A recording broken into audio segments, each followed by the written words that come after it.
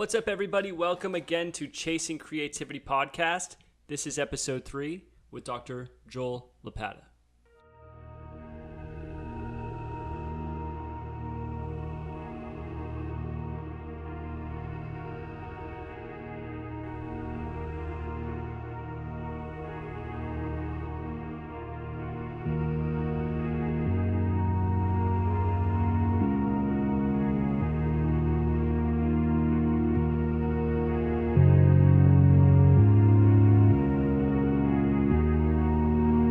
This episode is with Dr. Joel Lopata.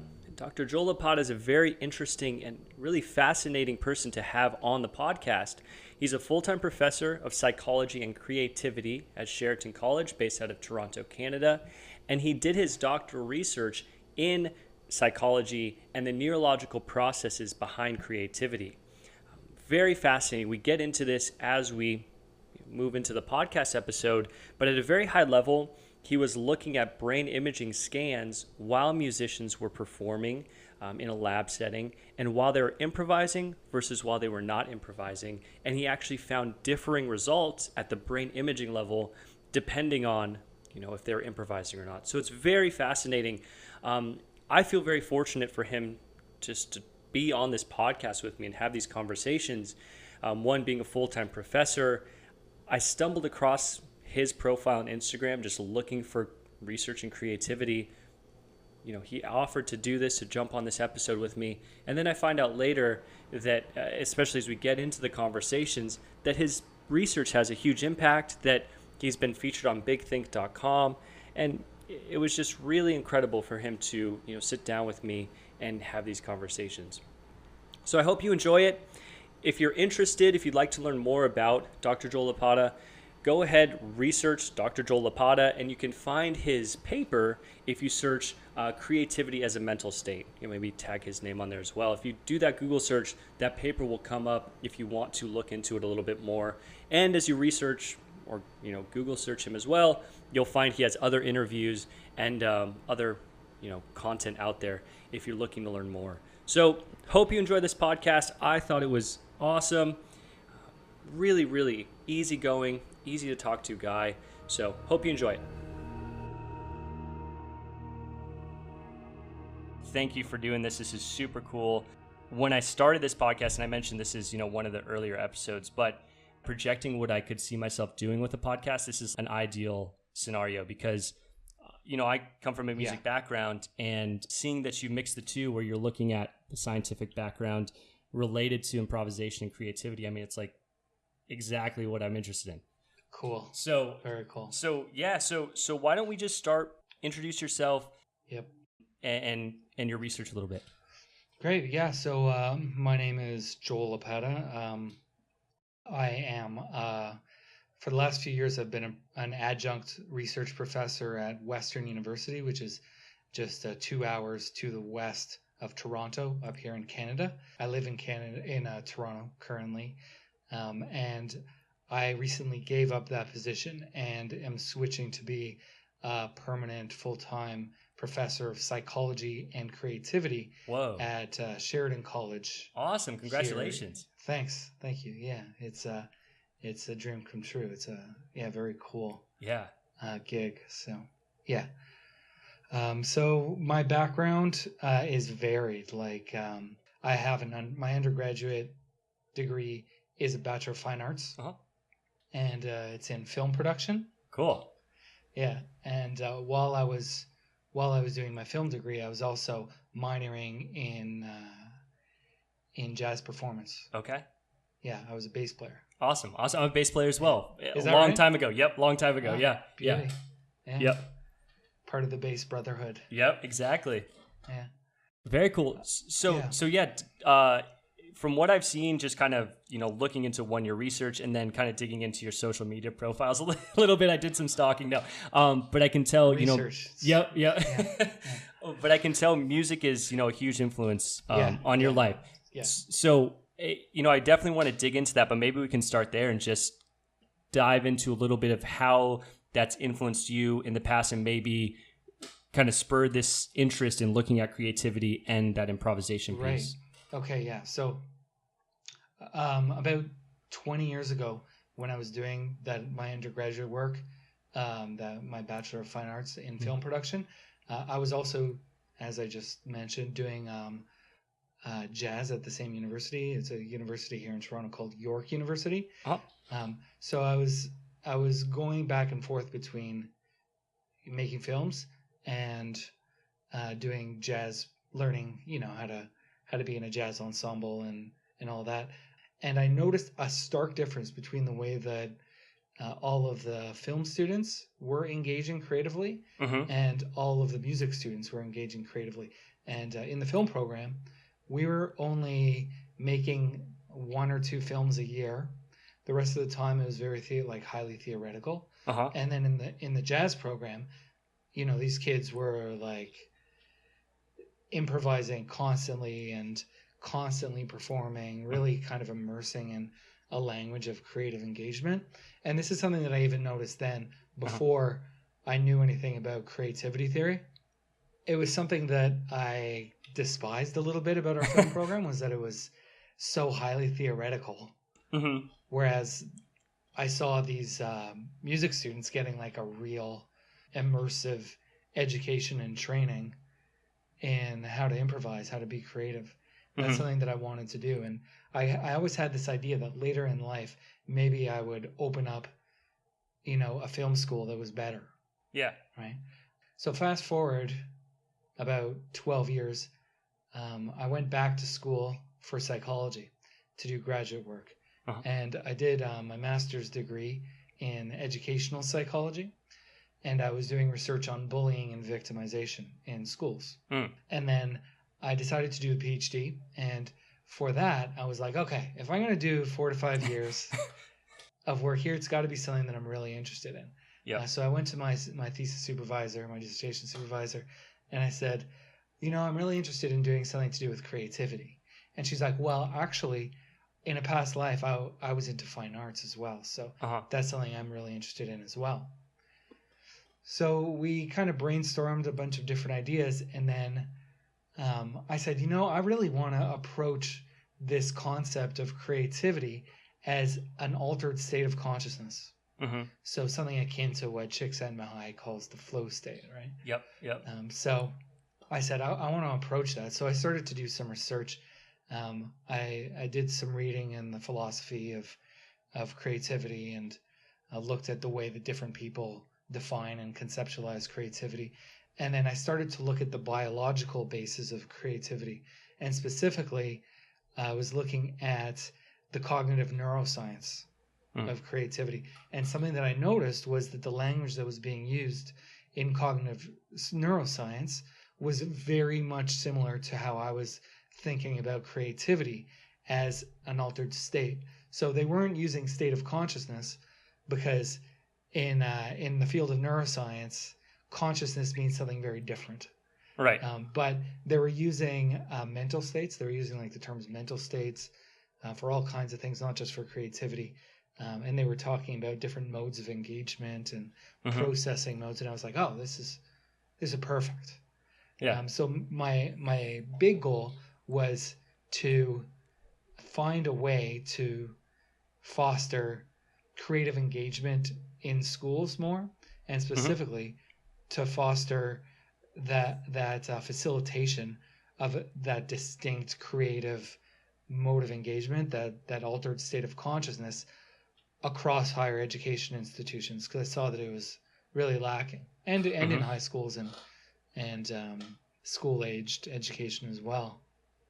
But then I was like, okay, first of all, before doing that, we kind of have to lay the foundation and even see if we could generate evidence that this mental state, this creative mental state, or this creative state of consciousness is something that actually exists.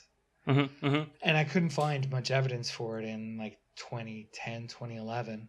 So I decided that that's what we were going to do, is that we were going to use functional brain imaging to test whether people with training in improvisation are better at getting into this creative mental state, and whether the brain activity that we monitored actually provided evidence that such a state existed when musicians were improvising freely and creatively compared to when they were playing more deliberately or in like a more rote kind of Right. non-creative sense. Right. Now, if just so we can frame it a little bit as well with those brain states, just for people that are completely new to this, there are lots of different ones, right? Maybe 4 or 5, is that right? And different frequencies correlate to different states, waking states, high activity states, and such. Yeah, that's exactly right. There's different frequency ranges.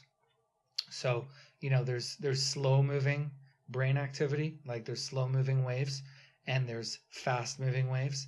And, the faster waves are, for example, beta waves, which is, I believe, 14 hertz to 30 hertz. And then you have alpha waves, which are like 10 hertz or 8 hertz to 13 hertz.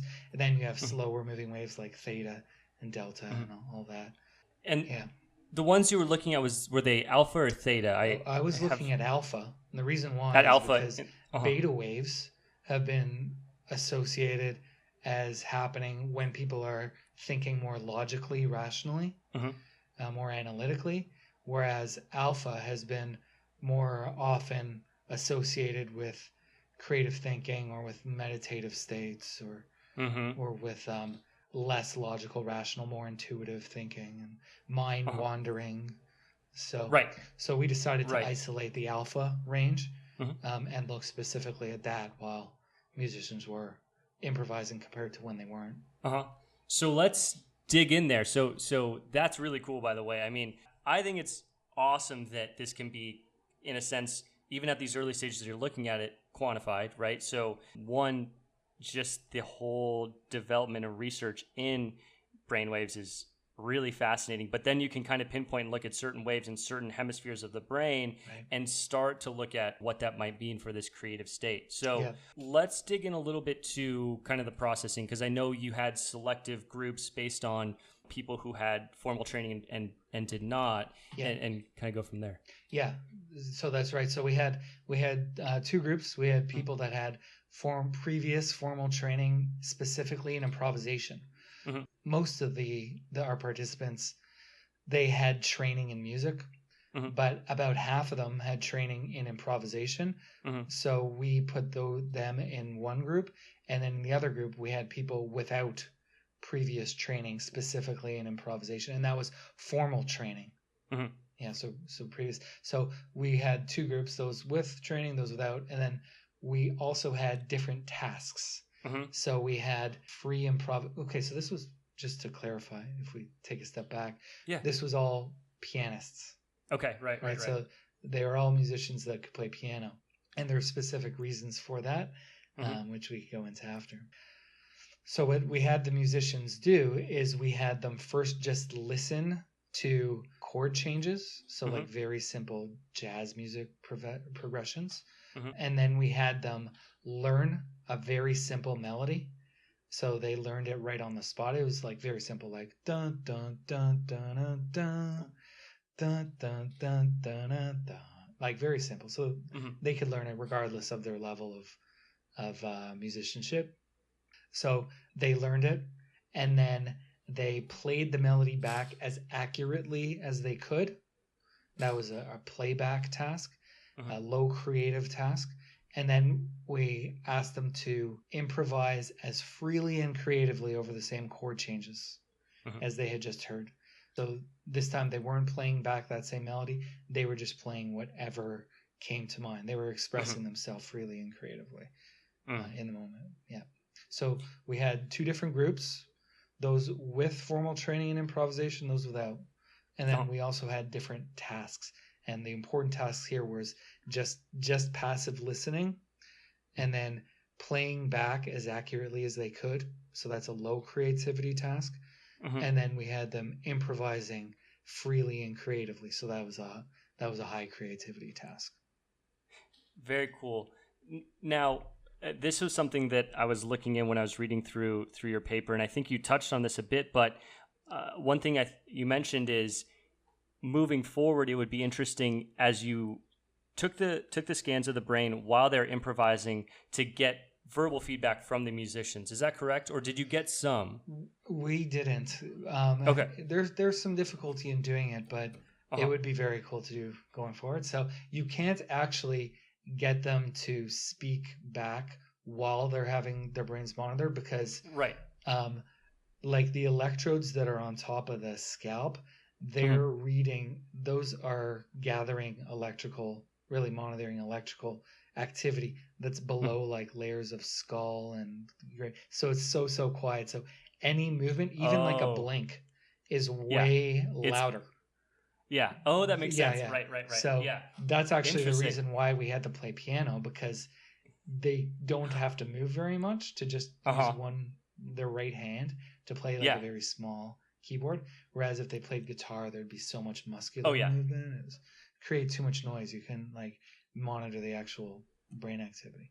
So we, like in future research, it'd be very difficult to have them speaking and playing at the same time. But what we could do is we could have them play and monitor their brain waves and then play them, like show them themselves playing and then ask them to do like a talk through and then record that.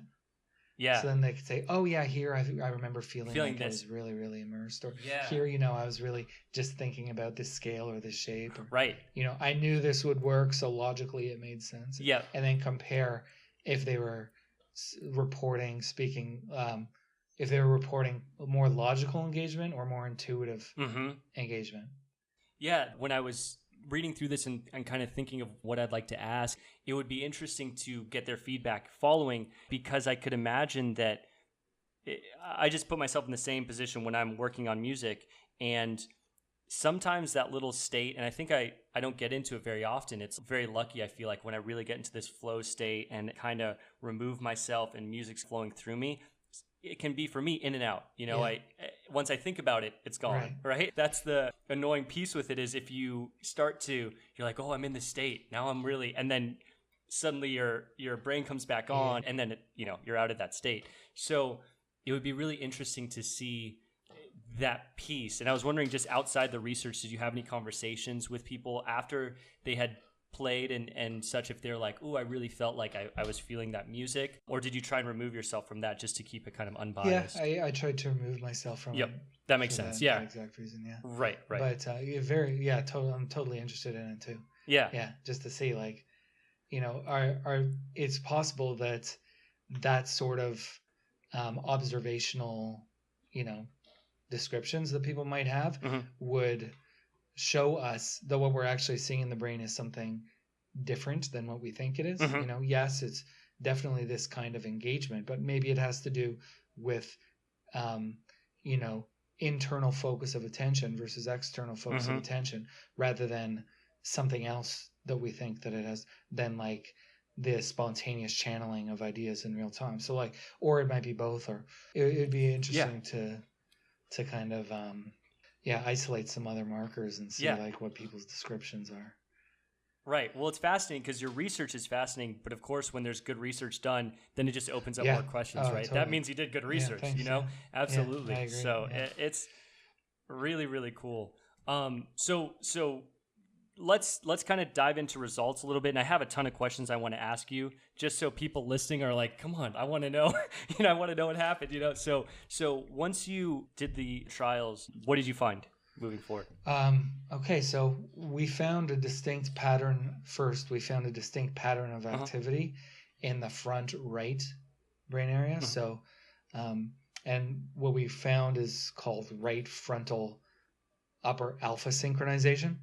And what that means is that we saw activity in the alpha range. So the upper alpha is 10 hertz to 13 hertz, approximately, and in the front right area. And we found this pattern while the musicians were improvising to a greater degree than while they were just playing back music deliberately, and compared to while they were just listening.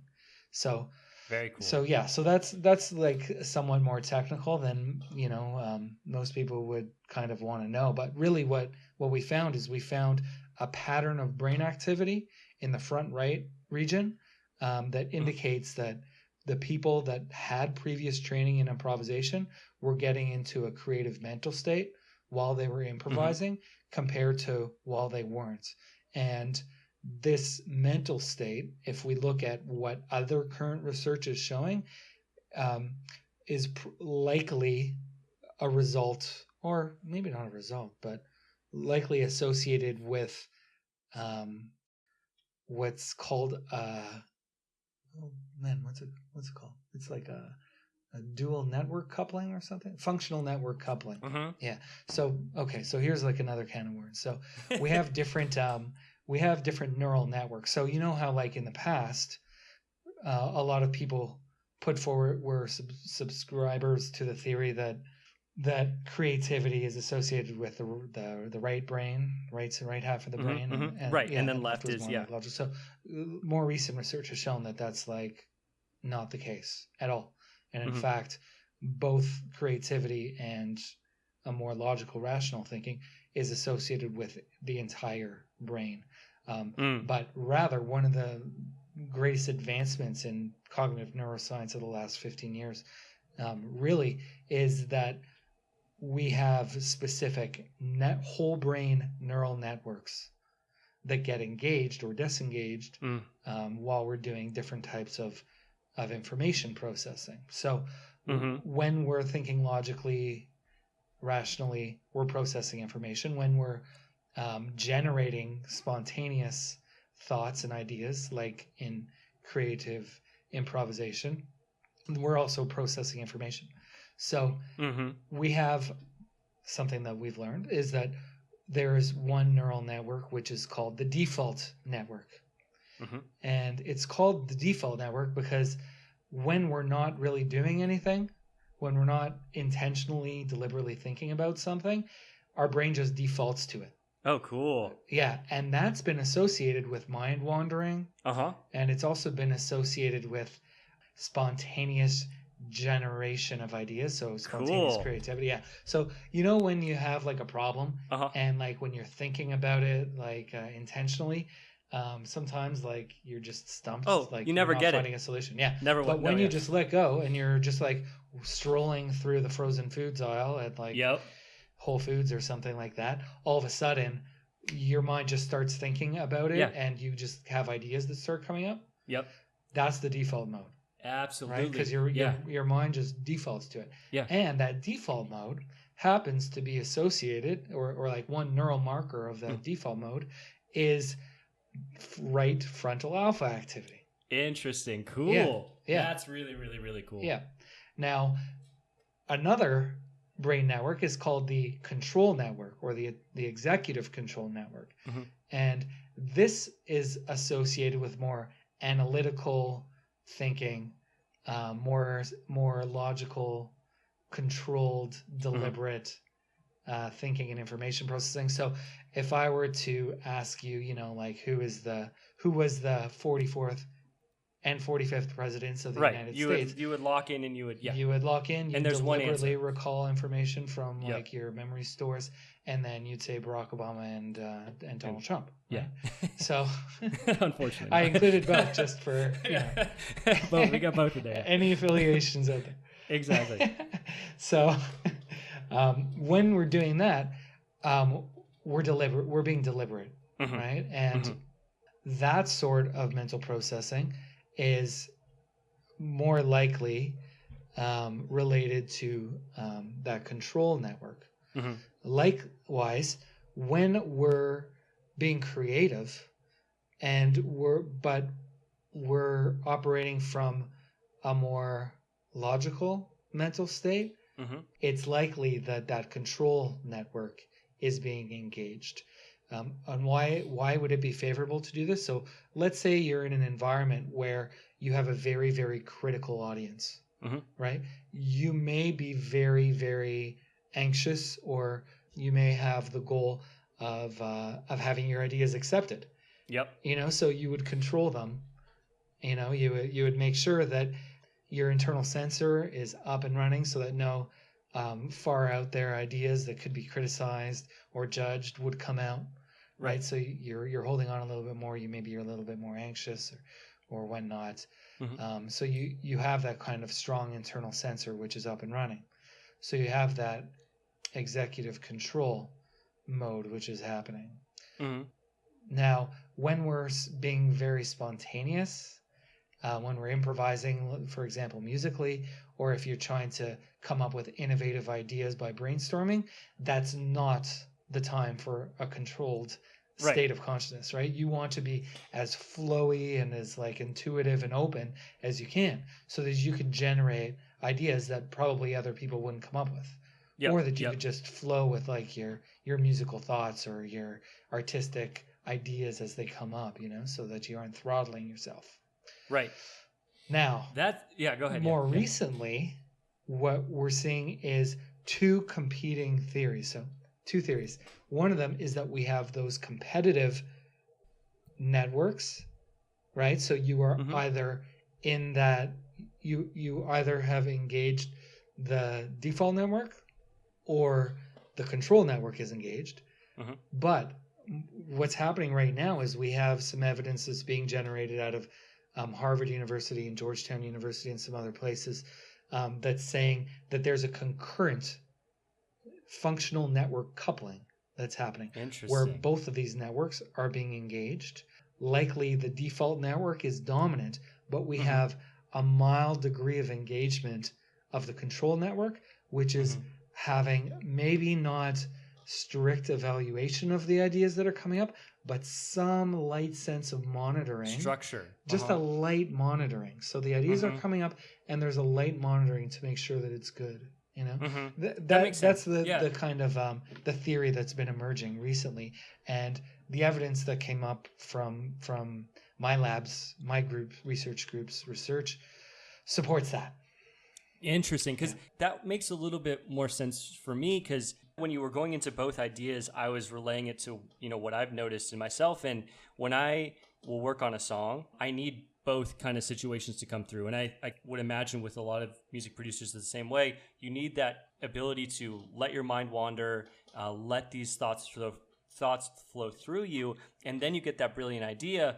But once you have that, it needs to be very structured in layering different pieces on top of one another and such, so that you're still creative, but it's more honed in and focused on a certain task. So I can see both being important, and especially because the first part is an improvisation act. I'll play on my MIDI keyboard, which is, tied into my computer, and I'll play different chords, and then suddenly two hit, and I'm like, oh, okay, let's kind of play here and see what happens. But I would imagine that if you didn't have that other piece having some influence, monitoring a bit, then you could just write absolutely anything and it wouldn't have any musical structure potentially. So absolutely. And that's super interesting. Yeah, that's right in line with a lot of the research on and theory of good creative practice. So one of the things is like separating your generativity mode from your evaluation mode. So, you were just speaking about how when you're generating content, you're kind of on your keyboard, you're experimenting maybe, you're kind of flowing or like expressing yourself. Sometimes you probably get into that zone. Sometimes you're just exploring, I'm guessing. Yep. And then, then afterwards, you can set that aside and you can move into a completely different state when you're, on your laptop or on your computer and you're editing. Totally. or you're evaluating what was good and what can be improved and all that stuff. Yep. So, for me, like a lot of my creativity these days is in writing. So I completely separate my my creation from my editing, right? So when I'm writing, I actually write everything by hand. So I do everything. It feels analog, different. totally, Absolutely. Yeah.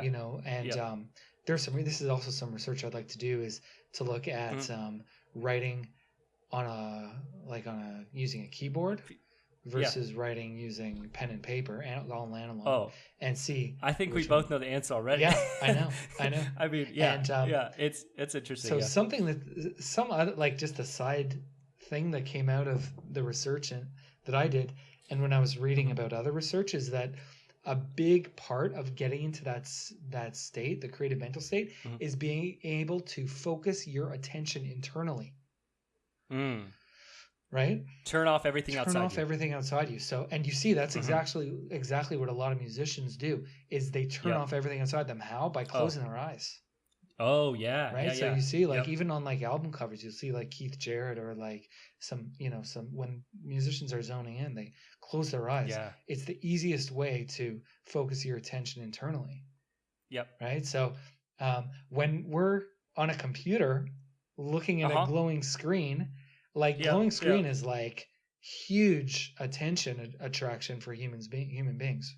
Oh yeah. So I look at my phone and my screen all the exactly. time. Yeah. And when we're doing that, we're focusing our attention externally, right? Like, Mm-hmm. so it's very difficult to focus your attention externally and to tap into your intuitive stream of thoughts that are coming up and coming through you at the same time. Yep. But if you turn, your screen brightness all the way down, Mm-hmm. it might be better. Or for me, like, I find like I have a pen and a notebook, and I bring it close to me, and I'm able to just tap in, to hone into like Mm-hmm. that. And then for me, I have to transfer everything over to the computer afterwards Oh by yeah. Go hand, from and pen. then Yep. Yep. edit, like edit on screen and Yeah. all that. But yeah, so That. Yeah. I Because. find that there's that Yeah. separation of the two stages of the process. Oh So yeah. you have the generation stage, and then you have the evaluation stage.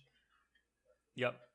I noticed that same thing too, just mentioning closing your eyes and this is something I want to get into too, is kind of set and setting, because depending on different times of the day, where I am, external influences play a huge role in the music that I make. And my best times where I feel like I'm putting out my best ideas is when girlfriend's asleep, dog's asleep, all the lights are off, I'm on my computer in the living room, there's nothing else. And at the end of the night, I turn off my monitor, I close my eyes, but I play, my most updated version of what I was working on, and I really try and listen to all the components that I put together and really see if I can pick out things that I'm like, that's something I'll work Right. on tomorrow, and really hear it better and really try and tune into what I've done Interesting. there. Yeah. Yeah, so I can definitely see that. I mean, it's and it brings you into a different state a little bit too. Yeah. I've had trouble with getting into that flow state, I think, but my girlfriend will attest to this, is mind wandering and turning off when I'm on my computer. It's like the easiest Right, thing for me to okay. do. She's like, you're not analytical at all. My mind's always wandering and I'm thinking about other things. And Right. I Okay. mean, Well, that's good for creativity. So Mhm. you probably have an aptitude for it. It's just like tapping into the strategies to nurture that, and then Mhm. also to know what are the ways that work best for you. Like, I think that's a challenge for everybody to learn. Yeah. And it's a Oh, challenge yeah. that we could take, but is Yep. to explore what are the ways in which we can get ourselves into that zone. So, I mean, one thing that's Oh, that's recommended in writing, for example, is, have you ever come across this book? The author is Julia Cameron. It's called the Artist's Way. I might have heard the title, but I haven't read it or. It's good, Mhm. and one of the things that she recommends, that I've been doing for like over a decade now, is free writing. Mhm. So what I do is, what she recommends is, you just write like 3 pages or 10 minutes, 12 minutes, whatever, and you just write stream of consciousness. Yep. And you might notice that, like, at the beginning you don't know what the hell to write, so you might just be like, you might actually, like, she recommends that if you don't know what to write, start by writing that. Yeah. So write, I have no idea, this is dumb, I feel stupid. Right. Okay, I'm settling down.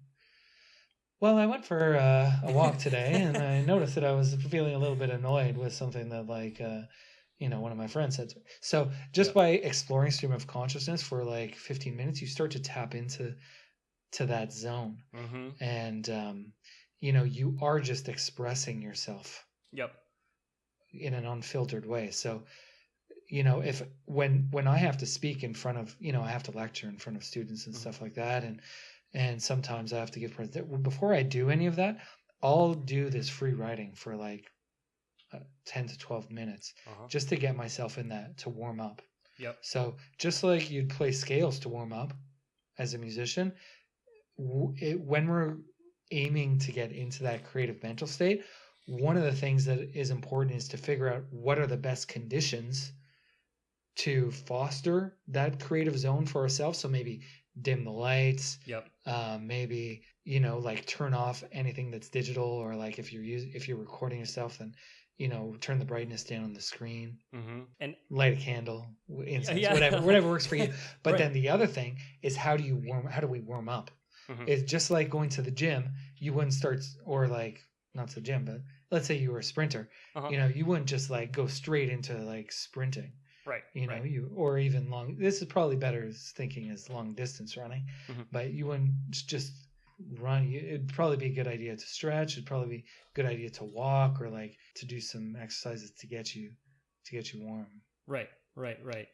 And I think it's personalized too, because absolutely, I've looked into different people who have put out what I think is just, beautiful music or beautiful art, and their processes are all way different. And I think the most interesting one, I'll probably mention this on like every podcast I do. People are going to get annoyed with me, but are you familiar with Deadmau5, the music producer? Yeah. Okay. Yeah, I think he's from Toronto. He is? Yeah, he is. Yep. He lives out there in like the middle of nowhere now, somewhere like this mansion. Yeah. So he's one of my he's my all-time favorite music producer. I mean, I think he writes the most amazing music. And he says that he'll start working on music around 10 p.m. Yeah. And he'll be working on things, and he'll let himself go until about 2 or 3 a.m. And he gets into this like sleepless, delirious state. And then it like allows him to have music kind of flow through him and really touch on his most bizarre ideas. Yeah. Capture those. Then he brings that into music later. Yeah. That's the Miles Davis method too. Oh, really? Yeah. He used to say that like he would bring in like all the players that he would play with, he would exhaust them. So he would have them play for like 2 hours just so that they'd get past their usual tricks. Yeah. And once they were past all their usual tricks, then they would start to actually get into that creative zone. Yeah. That's so cool. Yeah. Cool, eh? Yeah, from Miles so Davis cool. to Deadmau5. I know. Look at it. Comes full circle. Yeah. And you realize that they're so hyper tuned into what they're putting out. It's not by happen chance. I'm sure they played with other things, and they were really doing a true audit of themselves when they're putting out good content and good music, that then they realize, okay, this is it, Yeah, totally. And, like, I think that research, like doing research, that's something I want to do more of too, is like to figure out like, through research is like, what are the ways of engagement, the modes of engagement, the strategies that people use to warm up, the strategies that people use to create like the right conditions for themselves and all of that, which ones for most people work best, right? Yeah. And looking at how that's reflected in brain activity. Yeah. But all of that really just provides a starting point for people to start with. So let's say we see that like most of the general public works best when the lights are dim or something like that, right? So that would be a good place to start, but it doesn't mean that that's going to work for you. Right. So I think it's a good place to start and to try and to experiment with, but also to leave room for what works, like it's all just about what works. Maybe you work best when it's like super sunny, so when like natural light. So I think that like it's good to look for what the research tells us and what our mentors or like heroes report, but it's also very important for us to experiment with it, to try different things and to see what just works best for us. Yeah. As we discover our well, I call it a couple things. I call it our creative gestalt, our overall approach to creative engagement. And then I also think that the overarching goal is to become self-regulated creatives. Yeah. So you learn how to get to that place. And I think people that have worked on this for a long time, they might know how to do it for themselves regardless, but it's just stumbling, it's just they played music or they produced art and then they came across it and it worked. But to do the research and get an understanding of, at a broad level, what, people could do to start. And I think that'd be super useful. And I think what would also be super, super cool is if you took those, super outliers, like let's say, Miles Davis and Deadmau5, and they have different paths to get to that state. But I wonder what the brain activity would look like if it looks the same, I would imagine, right? So they take these different paths to get there, but they're still getting into that one state, whatever that is. Yeah, that'd be cool. Yeah. Of course, it'd be tough, with like people that aren't alive and multimillionaires that don't want to talk to anyone. But yeah, I think Daniel Levitin, this researcher out of Montreal, I think that he did it with Sting. Oh, really? Yeah, a bunch of years back. I think about a decade ago or something like that. He used fMRI. Wow. With Sting. That's super cool. Which was cool. One thing I was thinking about too is, I think we kind of mentioned this, but set and setting, I wonder and these are just things you can't really account for. You do the best you can, but it's just, there's so many factors. But I wonder if being in a lab setting and having the, it probably would, it would probably have some influence too. So it's just fun to play with these ideas. It's super interesting. Yeah, it's true. I mean, in the lab setting, one of the challenges is to create what's called like a naturalistic setting, right? So that your experiment is in some way not just like, people would say, okay, well, that's what happened in a lab, but what would happen in like a jazz club? So exactly, that's what we tried to do, is to dim the lights, and cool. like we had like the music that we were presenting was a jazz ensemble. So you had like a synth that sounded very much like an upright bass, and you had like drum, drum kit, and it wasn't just like click tracks. So we tried to create the conditions so that the musicians would be able to get into the state and feel like they were jamming. So that was one of the strengths of our particular research experiment compared to what's been done already, is that ours was more naturalistic in that way. Yeah. Very cool. So one thing as you were mentioning that kind of popped into my mind, and I wrote this down. I want to make sure I ask you before we do this, Yara, before we finish. We have more time, of course, but I made sure this is one thing I definitely want to ask is, in your experience playing bass early on, I'm sure you've gotten into these states, right? Where you feel like you're in that flow state or that creative space, and you notice that like loss of self, time, loss of time. Yeah. I always like to play with the idea of what that really is. So I listened to a podcast from Joe Rogan. I don't know if you're familiar with Joe Rogan. Yeah. So he'll say that when he gets in that flow state or whatnot, that he feels like he's a beacon for ideas. It's not him. It's that these ideas are coming through him and they're from somewhere else. I just wanted to get your take on that. Whether, kind of what you think on that whole topic. I mean, like, that's what everybody reports. Yeah. Right? Like there's this one classical pianist, famous classical pianist in the States, and his name's eluding me right now, but he is one of the few classical pianists that specializes in improvisation. And he describes it as going down the bobsled. Cool. Where like you don't feel like you really have control, you're kind of just going down. But a lot of other musicians, including like John Coltrane and others, they describe it as like channeling. Right? Or like giving way to this other voice. So like what is it? Where does it come from? Personally, I think that it's you. Like it's the self. But here we can get a little bit spiritual. Is like where does that tie into a higher universal power or something like that? Who knows where it comes from? Right. But physiologically, maybe it just comes from ourself, our mind, and all that. But definitely that feeling is something that is like pervasive in like artists' reports of their experience of creativity. Yeah, that's so cool. That's so interesting to me, because I don't think I get there that often. I think I've gotten there like one time, and I went and told my girlfriend. I was like, "Whoa, that was really weird. Like something just happened," and so maybe it's a little bit more difficult for me. And I will say I played music all my life, but music producing at this level working in, software and having a MIDI keyboard, that has been fairly new. So it could be that too. It might take time to kind of develop that. But when you feel that, it's really different. It's super, super Totally. different. Well, you know what I used to? So another thing that I did was I used to DJ, like I used to spin records. So I was Cool. I was into like deep house, deep jazzy house, and cool. some techno, and that was where I really, really learned about getting into that flow state. There was I had a group of DJs that I was working with, and they programmed their sets. From start to finish. Right. And then there was another group that they were like, no way, like I would never do that.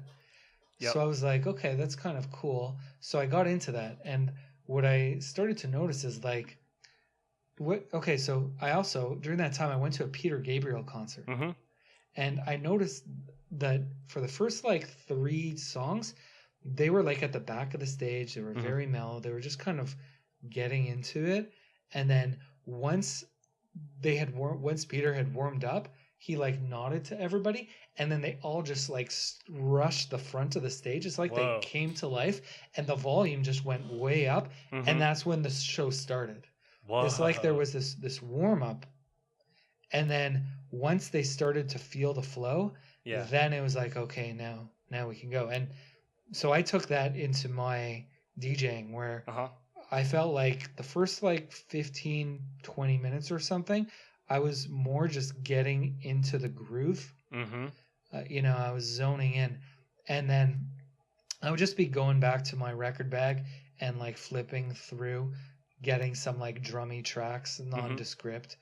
And then all of a sudden, I would feel it. I'd feel myself kind of drop to like a deeper state. That's where I kind of felt like I was in like getting into that altered state of consciousness.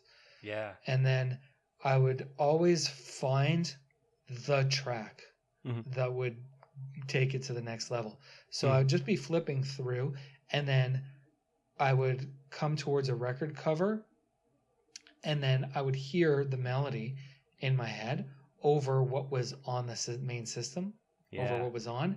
And then I'd have like a deep breath because I knew that it would sound awesome. I'd be like, okay. So I'd get excited, right? Because I knew I could hear it already. And then I'd put it on and I'd cue it up. Just like listening in my headphones. And then I'd start to like match the tempo. And then I'd start to hear it, and I would start to get excited because it sounded, it was like, I knew that was the record to take things to the next level, and it was sounding good. So I would always like almost like I would get so excited that like my hand would like start like shaking, like I'd get nervous. And so I'd have to be careful on like placing the needle back down and cueing it up. But that's so cool. I just take a breath, get back into it, and then go. So that's something that I carry even to today, is that warm-up stage. Is like quite often I feel that artists of any kind, performers, they blow it all like right at the beginning. But that isn't, it's like if you're I don't know, you listen to the Joe Rogan podcast, so I don't know if you're into martial arts, but a little bit, so in mixed martial arts and stuff, you have some people that like go for the knockout right away. And then you have people who develop over the course of the 5 rounds. Right. So that by the time they're in the second, third, fourth round, that's when they hit their zone. And those are called the championship rounds for a reason, right? Because that's when the champions hit their stride. Usually. So I find that's become the approach that I've learned to do, is to foster my creative flow through those first warm-up period, the first like 10, 15 minutes. This is something even when I'm lecturing that I do, is, I'll just stick to the slides. I'll start to describe some stuff, and then I can feel when my confidence is starting to build. I'll start to approach the front of the stage of the lecture hall, and I'll start to make more eye contact. And then as my confidence is building and I'm more in that flow state, that's when I'm really, really flowing. So what I want to do is I want to be in that state for that hour, that 45 minutes, that hour and a bit or whatever. And I want to warm up to it. So during the early period of in my performing life, I just like blew everything right away. Yeah. So like I would just like go and get super excited, and like after the first 15 minutes, I had nothing left to give. Yep. You know, and it would just be like, you know, running on fumes for the rest of the time. Yeah. Yeah. I see the analogous piece. So if I'll sit down and start working on music, if I found this a couple times, if I'm like, okay, this is the moment I'm going to do, you know, nothing's going to happen. Yeah. And it's much more, it almost what I'll think about doing from here on out is just setting up a sound I like on the MIDI keyboard, you know, having my headphones there and just playing for a while, you know, and just maybe even do that for 10, 15 minutes, not listen to the song I'm working on and think about, okay, it needs a piece here, it needs a piece here, whatever. Yeah. Just totally. Yeah, see, that's the thing. Yeah. When we're thinking, I need a piece here, I need a piece here, we're evaluating. Mm-hmm. So that's all logical stuff. And that's good, but that's good later when we're editing. Yeah. So I would even say, you know, later on when we're editing, change things, you know, like have different lighting, maybe have like have a different chair or something like that, you know, a different part of the room even.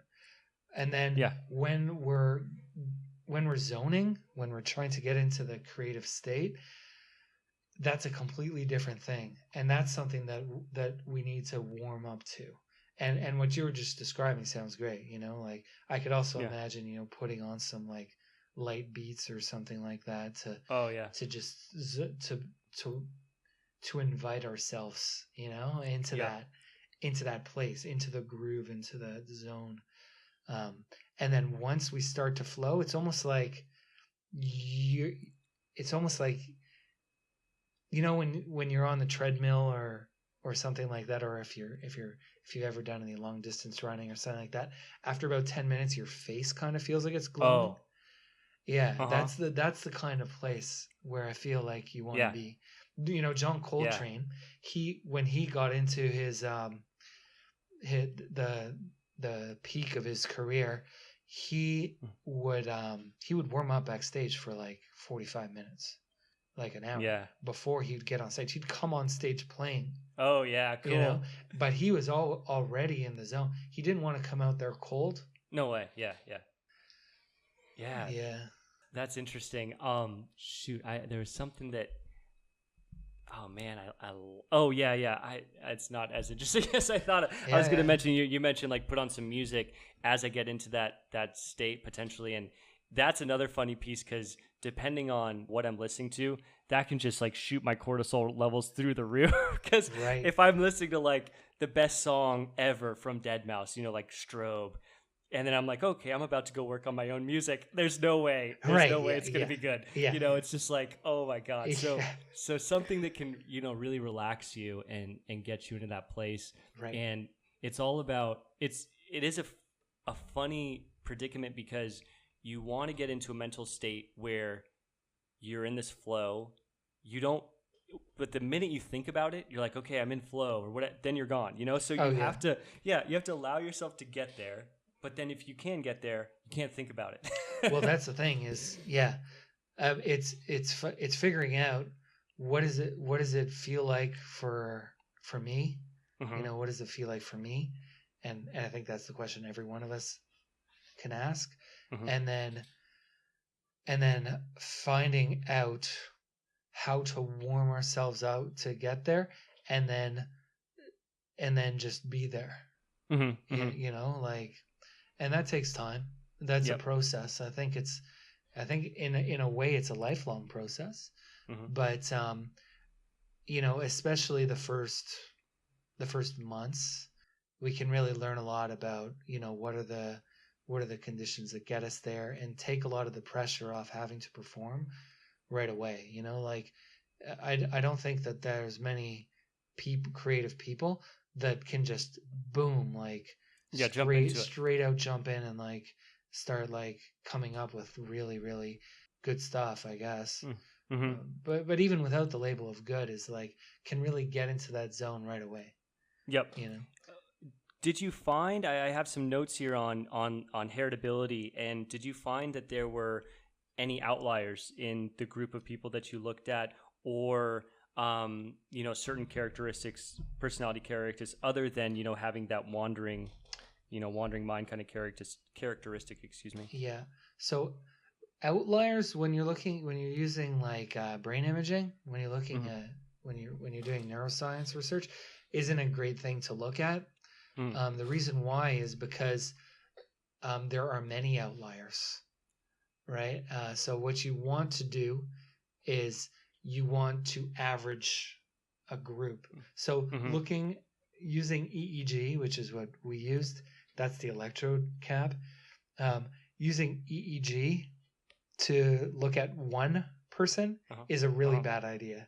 Right. But using EEG to look at like 50 people is great because then you can average everybody out, right? Because there is a lot of variability from person to person.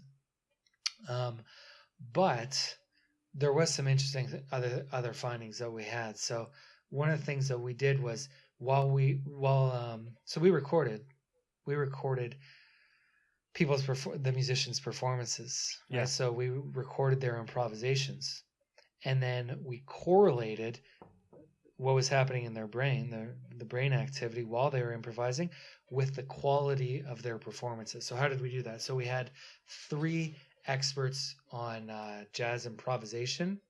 We had them rate the improvised performances for a number of parameters, and then we correlated the quality of the performances with what was happening in their brain, and we found a significant association between creative state engagement and the quality of the performances. But we only found that in the group that had previous training in improvisation. Wow. Yeah. So it's trainable. It's kind of yeah. Okay. Now here's where it gets really interesting. We also measured people's aptitudes for creativity, right? And we did that using a test called the alternate uses test. And what happens there is you ask people to come up with many uses for common household items. So you might present people with like an empty Coke bottle and say, come up with alternative ways that this could be used and be as creative as you can. And some people will come up with many, many really, really creative ideas, and other people will come up with ideas that are likely that everybody else would come up with. So if you're one of those people that, has a propensity to come up with novel and original ideas, then, you likely have more of an aptitude for creative thinking, for original thinking, than somebody that doesn't come up with all those unique and original ideas. So we ran that test, and so let's step back. So we found a correlation between brain activity and quality of improvised performances. So the more alpha activity we saw in the right frontal brain area, the better the improvised performances were. Interesting. But when we controlled for creative aptitudes using that alternate uses test, that correlation disappeared. Wow. Yeah. So what that means is that, yes, creativity can be trained, creative state ability can be trained, but in order for us to see that big difference, so in order for us to see elite level performance, you have to have the aptitude. Interesting. You have to have the creative heritable aptitude. Yeah. If you don't have it, will you get better? Yes. Will you get a lot better? Yes. Will you achieve elite levels of creative performance? Yeah. Most likely no. You have to have that aptitude. If you have that aptitude in the first place, then yes. It makes sense. Yeah. So that makes sense. Because right? Like you look not at everybody's going to be a professional ballerina. right. You look at the outliers with music, and that's where I always go back to. But I mean, you look at people who just write the song that just is its own thing, and I just think that those people are something special.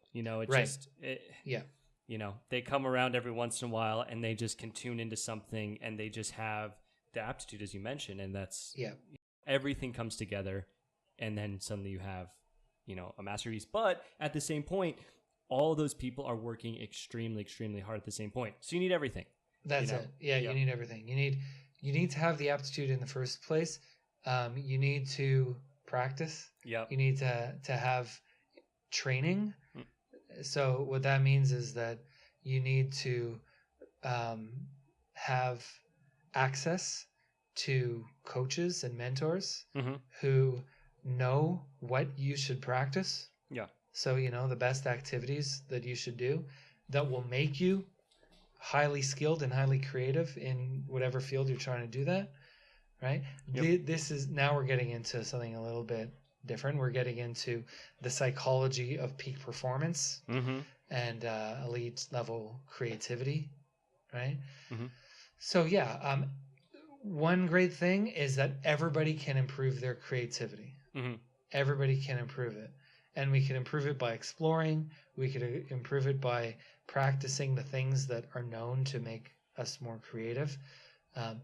But to become elite level creatives, you have to have the aptitude in the first place. And then you have to have it developed through formal and informal training and practice. Developmental pathways. And with the formal, also, I think, as you mentioned, the informal as well, that's just as important, because I always, tie back to music, but I just look at Deadmau5, and then I don't know if you know Steve Duda. So they had a musical group at one point, and it was called BSOD. I won't mention what that acronym stood for.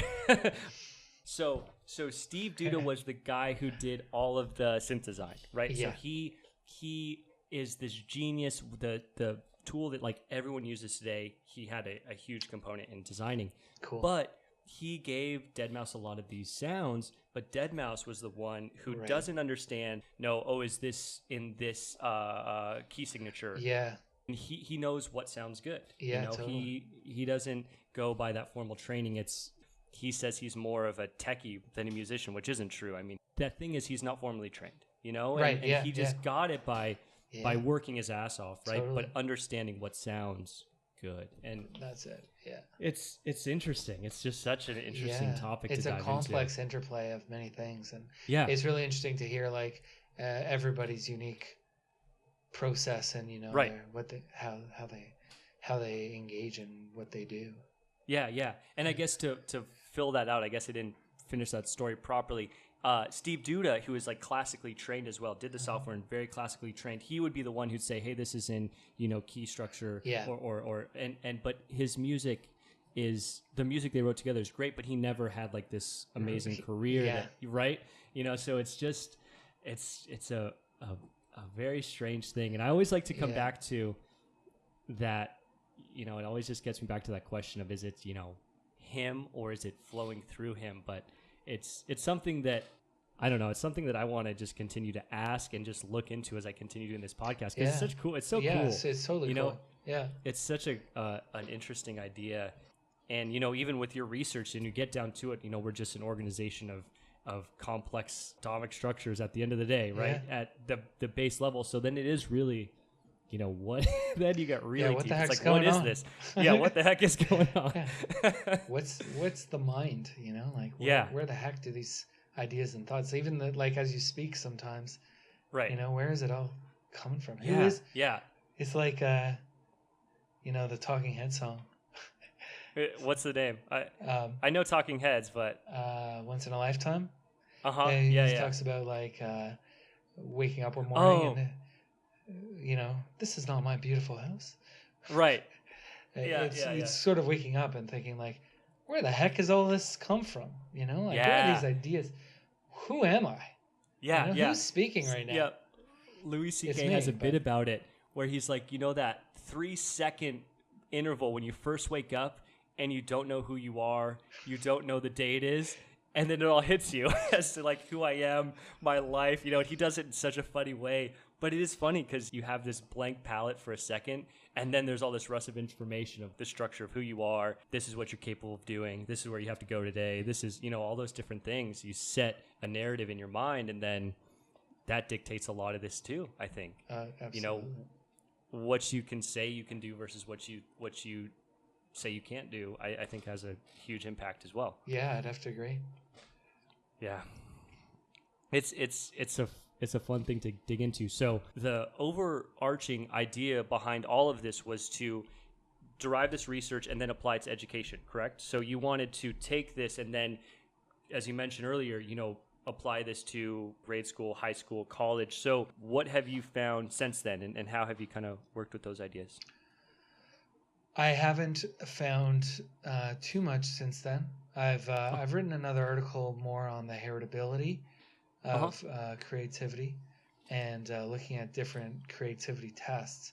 So that's a little bit more of like the technical side of measuring creativity, and that's more meant for creativity researchers and stuff like that. But something that I want to do going forward is look at what teaching and learning strategies are best at fostering creative state engagement. Cool. Yeah, so that's what I'd like to do.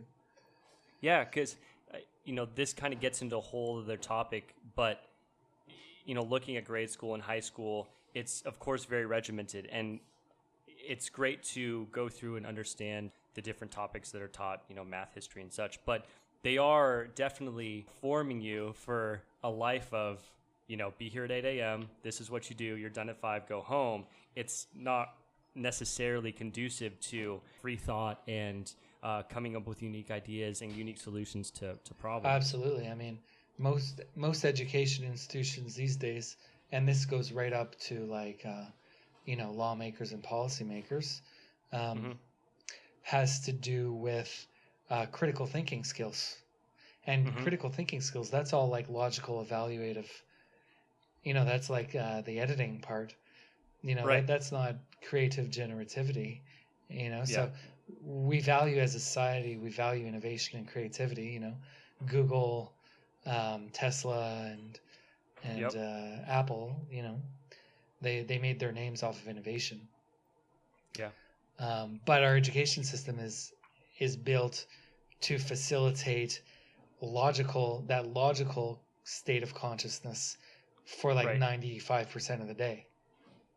So the question is, how can we change that up so that we're facilitating different consciousness states throughout the day? So I have some ideas about that, but I think that we're still a few years away in North America. In Europe, I think they're moving towards. They were a lot more open-minded in Europe about that, but here it'll still be a few years. As that develops, I'd like to continue. This is such a cool conversation. I assume now you're moving into this position as full professor, and now you'll have more free reign to look into these different things. So I will continue to follow up and see where your research goes. It's really, if you want to do this a few more times, let's do it. This is great conversation. Yeah, absolutely, absolutely. So I think I touched on a lot of what I wanted to speak about. Cool. I know it's a bit later there in Toronto. Is it? Yeah, here it's 9:30. Yeah, 9:30. Yeah. So really appreciate you doing this. This is just I can't express. My pleasure, man. Awesome. Totally. Thank you. Because starting out, it's just new. So I get people might be like, I don't know, but this is. I just am really excited. Well, just from doing a light creep on your Instagram, it seemed like you've got your stuff together enough. So I was like, this is cool. Let's do this. Cool. Thank you. Yeah, absolutely. So What I always like to do at the end is there anything you'd like to share with listeners just based on, finding your research, anything that you'd like to put out there for people to come across? Or I can always just time into future research that you put out Sure. too. I mean, if you just do like a Google search or a DuckDuckGo search or something on Joel Lopata, that's Lopata, and then after that type in creative mental state, then you'll come out, like you'll find my articles, and you'll find the research has been covered also by some like mainstream science magazines like New Scientist and some other. Big Think was like a website that covered it, so Wow, you could that's learn a cool. little Yeah, bit more. Yeah, I didn't know that. That's super cool. Yeah, it was pretty neat. Awesome. So if you want to learn more about what we did or anything like that, you could just Google me. That's it for the show. Thank you for tuning in, joining me today. I hope you found it educational, informational. I'm excited to go and try and implement some of these things we spoke about today. I hope you are too.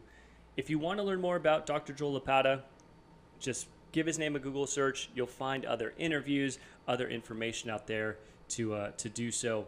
Also, if you tag on creativity as a mental state, you'll find the paper that he wrote. So a lot of very cool things out there.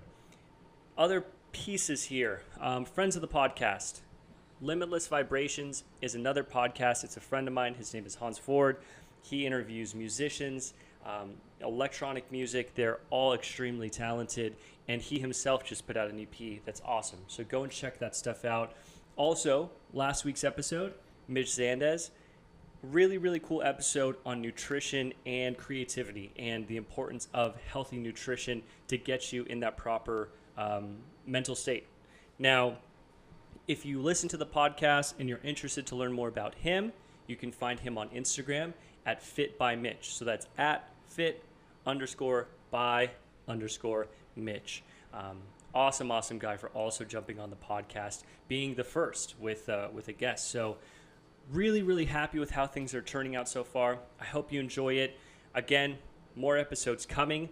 I look to release another one in 1 week from today. At the longest, 2 weeks. I'm working on kind of hammering out some information